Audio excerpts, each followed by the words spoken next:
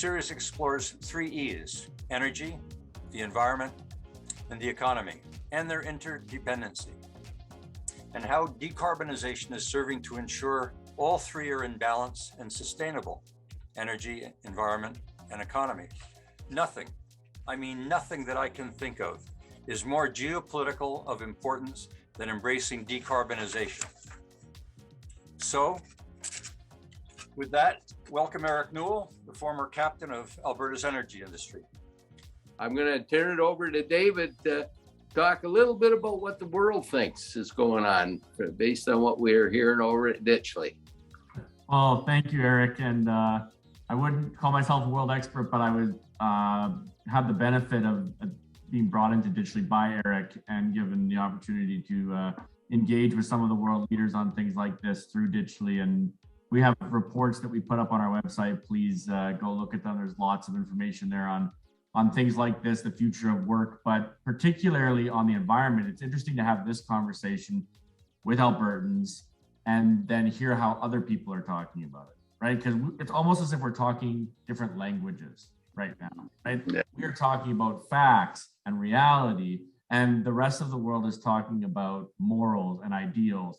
This has been codified as a new kind of dogma, right? And so when Ditchley is meeting on issues like decarbonization, the first principle assumptions are different than say the conversation that we're having here, right? The first principle assumptions at a global meeting on the environment is we just have to decarbonize. We just have to get rid of it as quickly as possible. If the transition has to happen and pain has to be felt, how are we going to manage that? For example, like a lot of the questions that are being asked at Ditchley right now is not, is there popular will? What's going to happen? It's how do we find the political will? Like, how do we create the desire for decarbonization, right? And I think one of the conversations that I think we need to start having as Albertans, but Canadians in general, I couldn't agree more with what Dennis and Hal are saying, is, are we arguing on our opponents? Like, are our opponents winning the argument simply because we're arguing within their frame, right?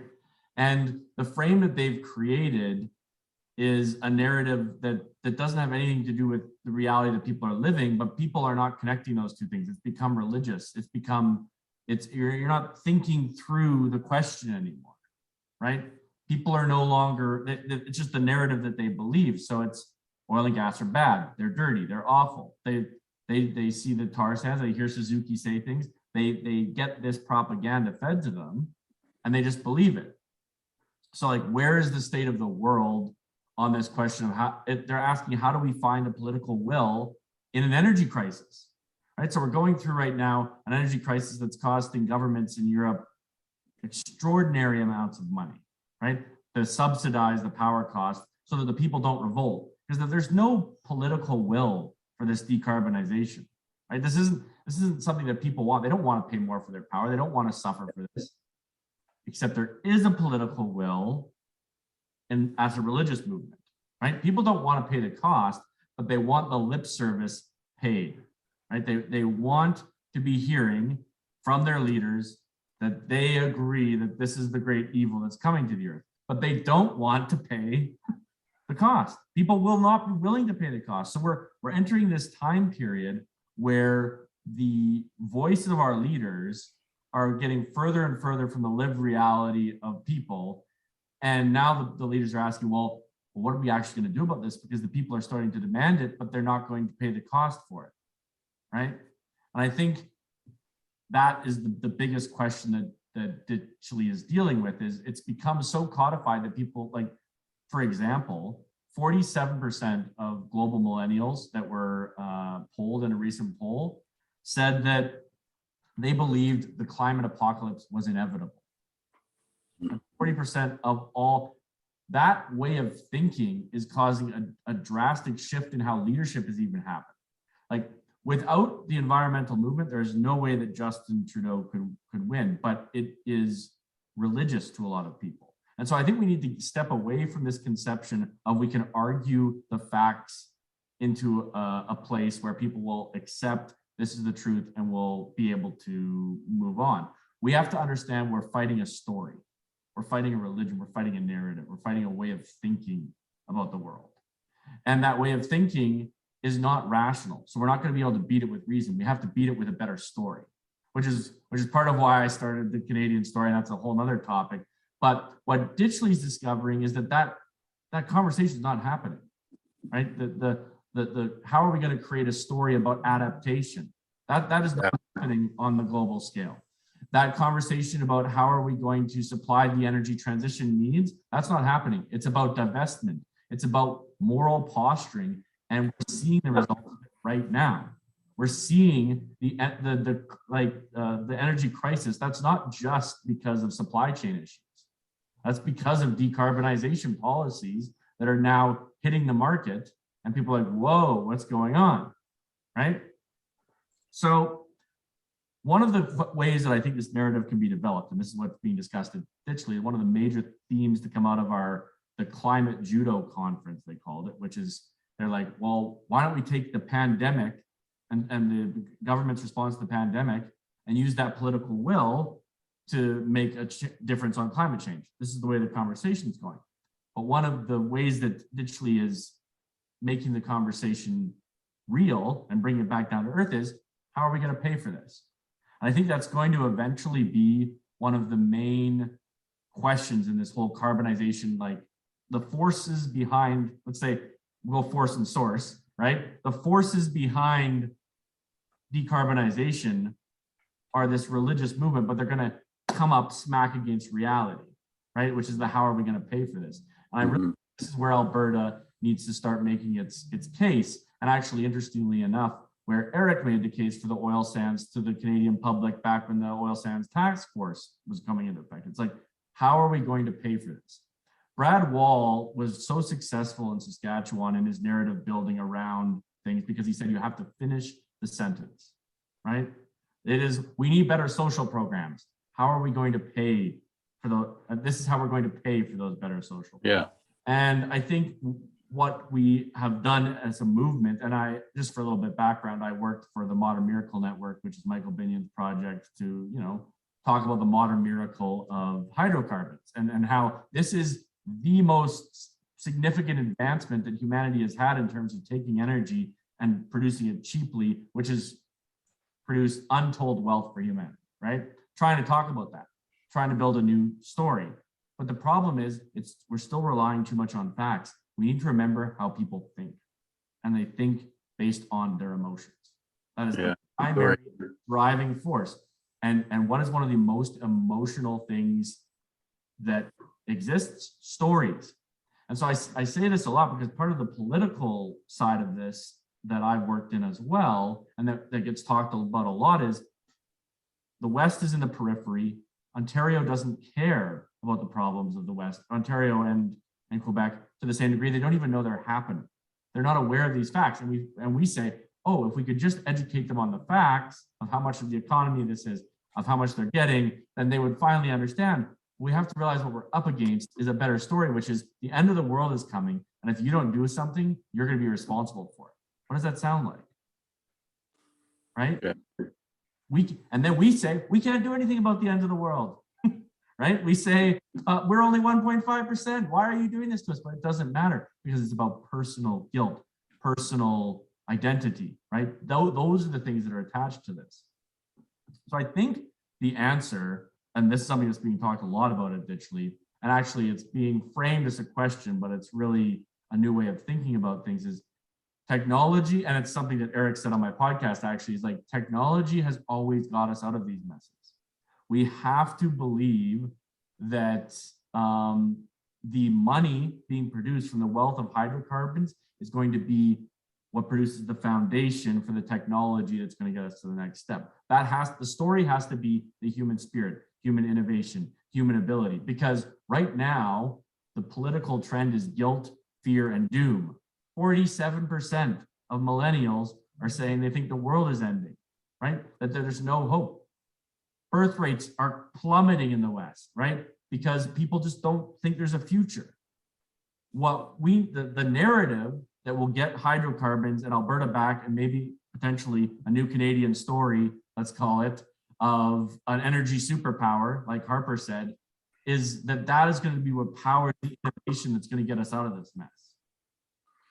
And that's, I think, what Ditchley has come to is, are we going to be pushing the kind of innovation we need? Because that's the only way we're going to fix this, which goes back to what we were saying at the beginning and that article that Perry shared about nuclear and things like that. And that kind of thing can be funded by Canada or Alberta's hydrocarbon industry. They can begin using small and medium-sized nuclear reactors, and they have the money to pay for it to build that technology out.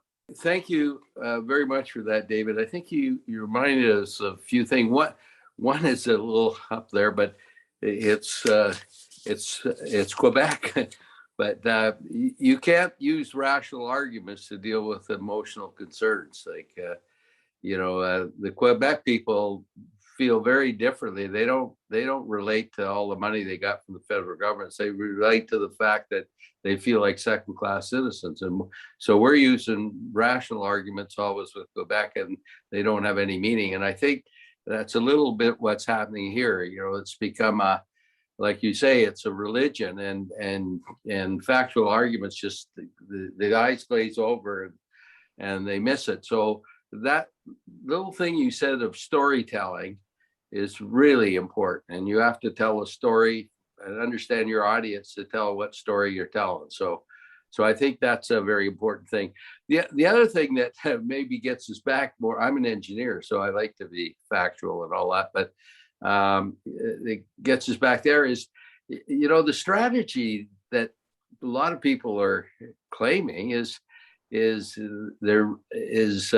just get off fossil fuels and solve it. But, we in the industry know that 15% of the emissions occur at the production end and 85% include at the consumption end. So if you shut down fossil fuels before the alternative energy system, the consumer, is ready for that, what do you think is going to happen? You're going to have volatile and very high energy prices because you're going to get disconnects regularly between supply and demand. And that's exactly what's happened today. They will result in energy crisis. And we got that in Western Europe, and Germany and UK got to go to Putin to increase the gas, and Biden's got to go to OPEC to increase the crude production. In China, they're having rotating power outages, and they're scrambling to find coal. Like you can't. How does people believe that by shutting down the production, you're going to shut down you can't. You don't shut down the band, or you don't automatically cover it. So that reality can come through by logic, and we work it out, or it's going to come through anyways, because they're going to have these energy crises and all that. That when they start drawing out the transition plans, they're going to realize that this is just trillions and trillions of investment. So when affordability becomes a problem, or reliability, like you got wind and solar, and the wind dies down and it's freezing cold, that's not a formula for success. So I think that's about all I wanted to say. I think I think it's a valid point that we have to realize that we're fighting a bit of a religion, and we need to counter that with not only good rational arguments, but also storytelling and make people feel good. I'm going to throw something, maybe I'm going to throw a wrench in this, because I think there's a tendency to be defensive. And leadership is not about being defensive, although that seems to be the leadership we're getting now on almost all fronts. Is we're trying to defend the status quo, whereas leadership is going to be about a new reality. And I don't mean the new reality of net zero, which Dennis brought forward. I don't think decarbonization is about net zero. Decarbonization is acknowledging that there is an issue, whether or not it's real or not. I'm not going to even get into that in our discussions with Warren Buffett. He says, look, the market believes that climate change is real, therefore something needs to be done. Okay, what can be done besides being defensive? How does Canada take the offensive instead of its government championing we're going to be super dumb as opposed to being a superpower or super stupid?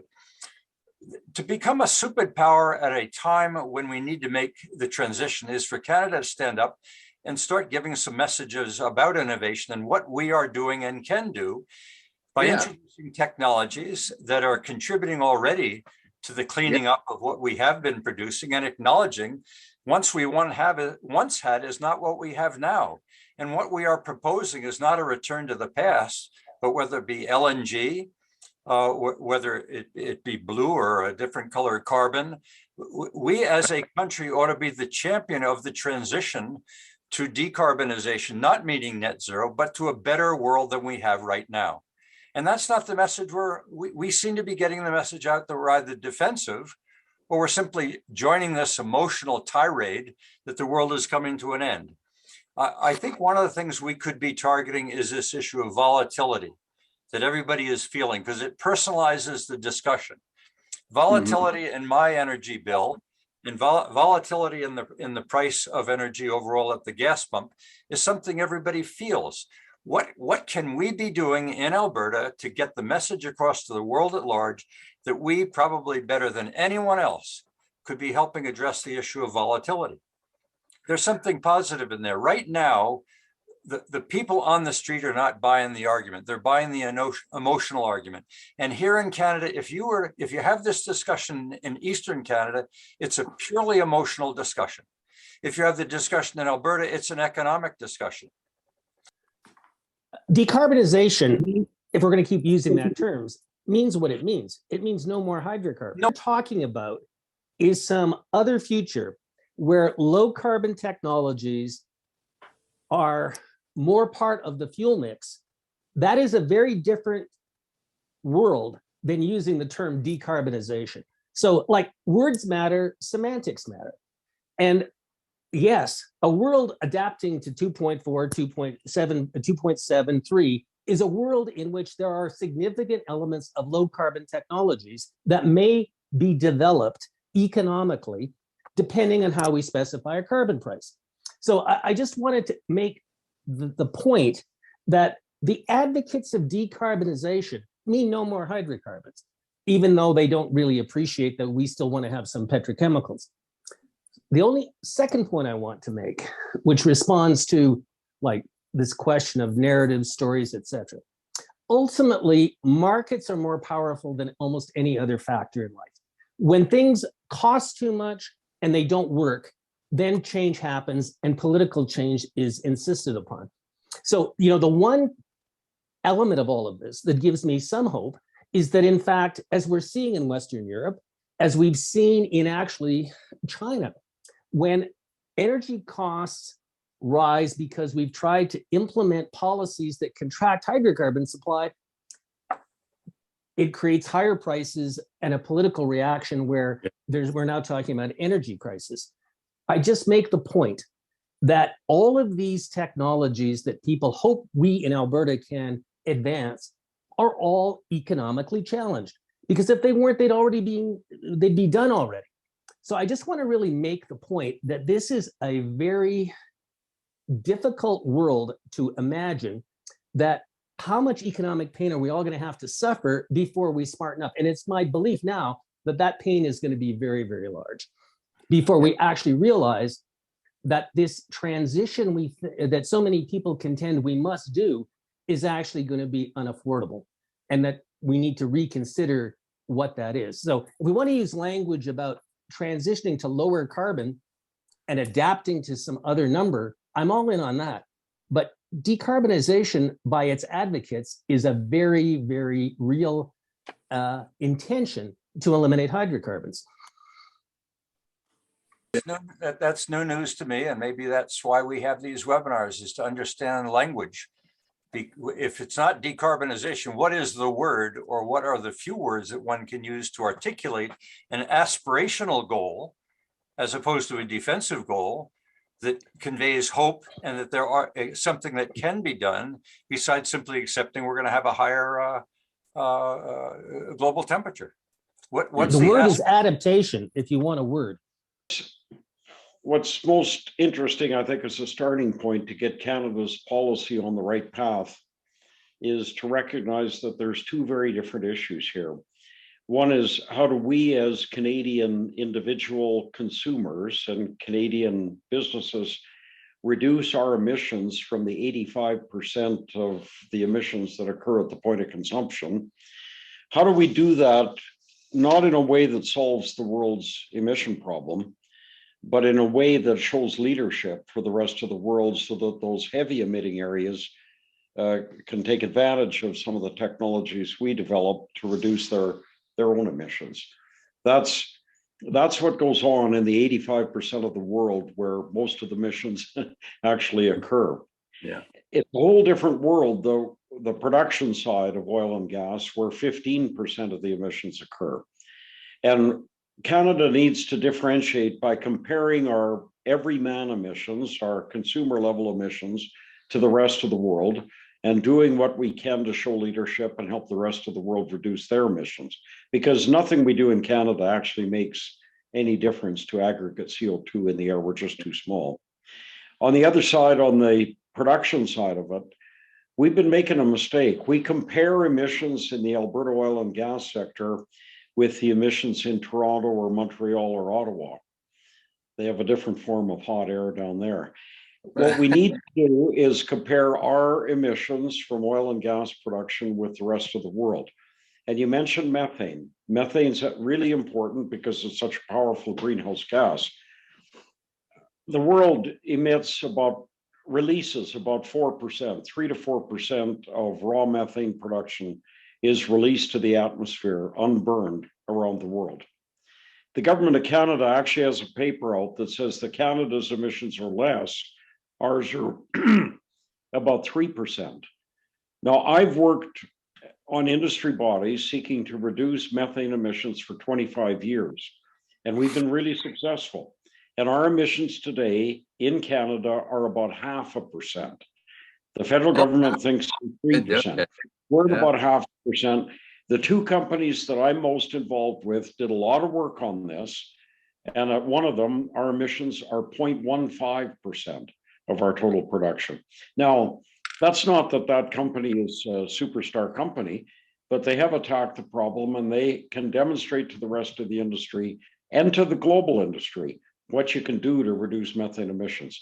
Similarly on CCS, the big problem with CCS is not in capturing the CO2 or separating it from the flue gas. That's difficult. It's an amine process usually, and it's not without challenges. And a big part of it is on coal plants. You've got so much dirt of one form or another in the flue gas. You've got sulfurs and all of these other things.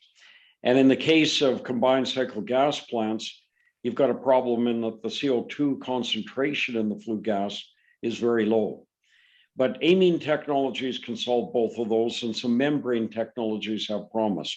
At the other end of the spectrum, people worry about, do we have competent reservoirs that can hold all this CO2 without blowing up or suddenly releasing it into the atmosphere?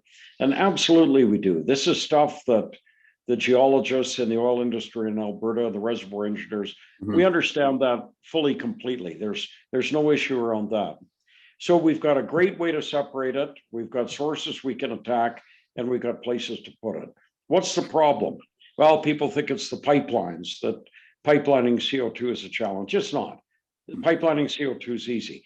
The one big dead moose in the middle of the room is the amount of horsepower it takes. This is a brute force challenge. And to give you an example, if you have 1,000 megawatt coal-fired power plant, you will use 35% of the total output of that power plant to drive the CO2 compressors. You're talking about a range of 100, a compression ratio of 100 to get from atmospheric to 1,000 PSI is a compression ratio of 100. To get from 1,000 PSI to 5,000 to put it into the ground is only a ratio of 5. It's that compression off the bottom, trying to compress this low pressure stuff. That's the killer on CCUS. And it's amazing how many dozens of papers I've read, and very few people understand that's actually the issue. It's like, how do you put a 50,000 horsepower engine into a Ford F-150? We just, big challenge, big problem. And like thermodynamics, you can't run away from, and they actually turn into economics. And so, if the world's got a $300 a ton carbon tax, my guess is some CCS will be economic because the avoided cost will be affordable. But I mean, Hal's just laid out that you can be innovative, but you can't run away from thermodynamics at some point. Yeah, yeah, right. No, that's right. The other one is on the big issue for oil sands is the in situ bitumen, and it's the greenhouse gases. And I think there, Hal, and Dennis, the issue is the solvent recovery. We could, I think the economics spin around about 70% recovery you have to have now. And if you had a 300-ton carbon tax, like Dennis is saying, maybe it's 40% and we could do it, but nonetheless, that's the great thing about Alberta and historically in Canada is that we face those challenges. I mean, look at the challenges. Have you ever seen you should read the book about oil sands history up to 1930. I mean, they're just insurmountable. You wonder, why did people keep going?